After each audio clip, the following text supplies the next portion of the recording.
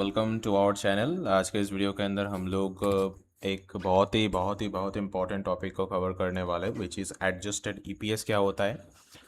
And अगर आप इस चैनल के ऊपर नए हो तो make sure that you subscribe our channel and watch the video till the end like the video if you really understand the concept that I'm trying to tell you in this video. Okay, so let's jump into quarterly result and cover that adjusted EPS topic. So first of all, the full form of EPS is earning per share. That is mean how much you earn, actually how much the investor earn पर share. यानी कि company का जो भी operations किया है, company का जो भी कोर बिजनेस से कंपनी ने प्रॉफिट या मुनाफा कमाया है, उधर से आपका कितना एक्चुअल में प्रॉफिट हुआ है एक शेयर के ऊपर। ओके, तो इसका मतलब क्या होता है वो पहले समझो।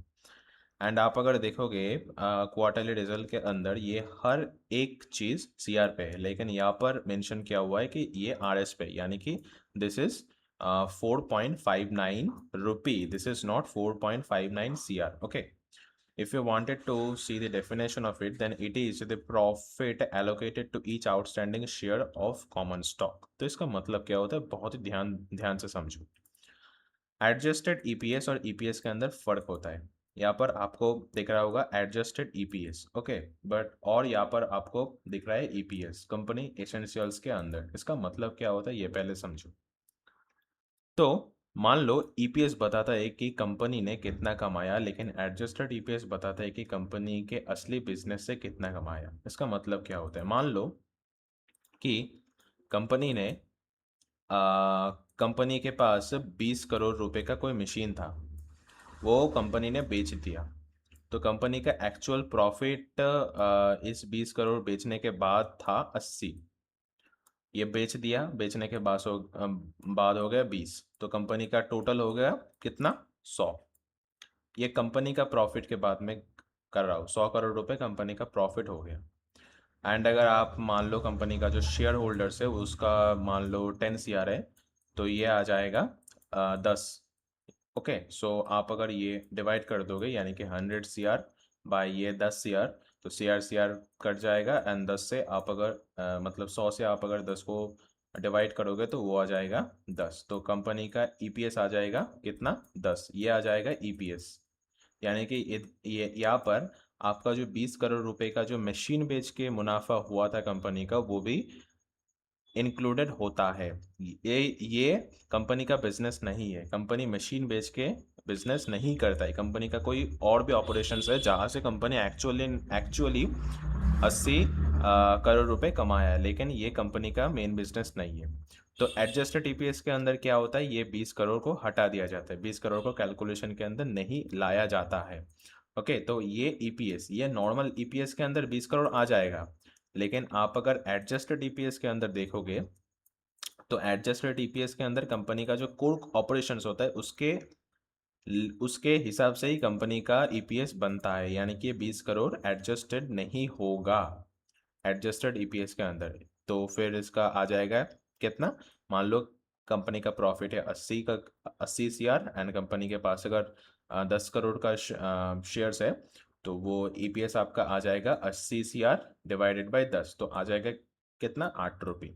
तो ये बेसिकली फॉर्मूला होता है, यानी कि ईपीएस का फॉर्मूला होता है ऊपर आपका नेट प्रॉफिट एंड नीचे आपका शेयर होल्डर्स के मतलब नंबर ऑफ शेयर होल्डर्स। आप अगर इस वीडियो को देख चुके हो तो आपको ऑलरेडी पता है, इस वीडियो के अंदर मैंने बताने की कोशिश किया है।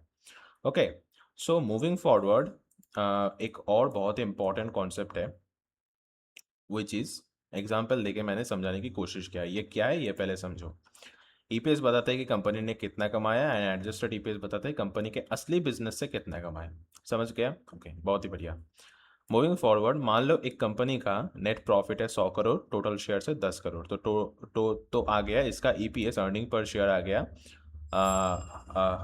100 crore divided by 10 crore shares. Crore crore cut गया, आप अगर 10 से 100 को काटोगे तो आपका आ जाएगा 10। ओके, तो कंपनी का अर्निंग पर शेयर क्वार्टरली के अंदर आ गया कितना, 10 रुपये। ये जस्ट एक हाइपोथेटिकल एग्जांपल है। अब मान लो कंपनी ने एक फैक्ट्री बेचा और उससे 20 करोड़ का एक्स्ट्रा प्रॉफिट हुआ, बहुत ही बढ़िया। ये रेगुलर बिजनेस का प्रॉफिट नहीं है, तो एनालिसिस इस 20 करोड़ को हटाकर कैलकुलेट करता है। एडजस्टेड प्रॉफिट के अंदर 20 करोड़ माइनस करके कैलकुलेटेड होता है, यानी कि 80 करोड़। एंड एडजस्टेड ईपीएस के अंदर इस तो आपका एडजस्टेड ईपीएस आ गया 8। लेकिन मैंने जो आपको एग्जांपल दिया था, अगर नॉर्मल ईपीएस होगा तो ये 20 करोड़ जोड़ के आपका ईपीएस कैलकुलेट होगा। ओके, सिंपल डेफिनेशन के अंदर क्या है, एडजस्टेड ईपीएस कंपनी की पर शेयर्स अर्निंग जिसमें वन टाइम ये एक्स्ट्राऑर्डिनरी आइटम्स को रिमूव करके कोर बिजनेस की अर्निंग को दिखाता है जस्ट। ओके, सो ये एडजस्टेड ईपीएस के अंदर आपका कोर बिजनेस का प्रॉफिट दिखाता है कंपनी। एंड सो ईपीएस का मतलब क्या होता है ये पहले समझो एक और बार। मान लो आप इस नेस्ले इंडिया कंपनी के अंदर एक इन्वेस्टर हो। आप क्वार्टरली यानी कि आप एग्जैक्टली 3 मंथ हो गए आपका, आप इस कंपनी के ऊपर इन्वेस्ट कर चुके हो। ओके, सो इसका जो करंट शेयर प्राइस है वो मान लो 1398। तो आप मान लो आप 1390 के अंदर इस कंपनी के ऊपर इन्वेस्ट किए थे। ओके, सो ये 3 मंथ पहले मैं सोच रहा हूँ कि ये इस कंपनी का जो शेयर्स था वो कम था, वो ज़्यादा भी हो सकता है। कंपनी ने बहुत ही खराब परफॉर्म किया हुआ है, ये भी पॉसिबली हो सकता है। तो I am just taking an example.